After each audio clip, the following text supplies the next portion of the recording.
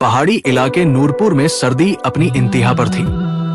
बर्फ ऐसे गिर रही थी जैसे आसमान से रुई बरस रही हो। गांव के हर घर में चूल्हे जल रहे थे, मगर एक घर में हमेशा की तरह एक ही खुशबू उठ रही थी, आलू मटर की खुशबू।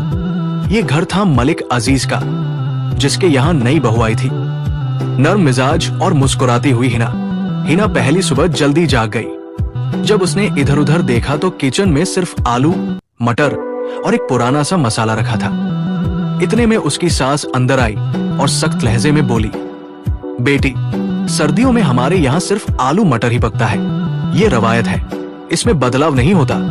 हिना ने मुस्कुराहट तो रखी, मगर दिल में सवालों का तूफान उठ गया। क्या सर्दियों में इंसान सिर्फ यही खाकर जिंदा रह सकता है? ये रवायत है या जिद?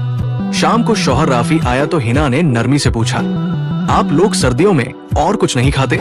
राफी हंसा, कंधे उचकाए और बोला, बस ऐसे ही है, हमेशा से है, शायद इसलिए कि हम बदलाव से डरते हैं। हिना के चेहरे पर सोच की लकीरें गहरी हो गई। अगली सुबह हिना का कदम। दूसरे दिन हिना फजर से पहले उठी। आलू और मटर तो पकाए, मगर साथ में एक और चीज भी बनाई, गेहूं की नरम खुशबूदार गुड़ वाली रोटी। जब इसकी महक पूरे घर में फैली तो सब चौंक गए। सास ने तेज आवाज में पूछा, ये क्या बनाया है? ये तो हमारी रवायत के खिलाफ है। हिना ने धीरे से कहा, मां जी, आलू मटर तो आपकी रवायत के मुताबिक बनाया है, बस गुड़ वाली रोटी मोहब्बत के साथ बनाई है, ताकि सर्दी जिस्म नहीं दिल में भी गर्मी दे जाए। दिल पसीजने लगे। ससुर ने पहला निवाला लिया, आंखें फैल गई और बोले, अरे वाह, ये तो सर्दी में ताकत देने वाली चीज है। राफी बोला, हिना, तुमने तो कमाल कर दिया। सास ने पहले चुपचाप खाया, फिर धीरे से कहा, वाकई ये तो बहुत लजीज है।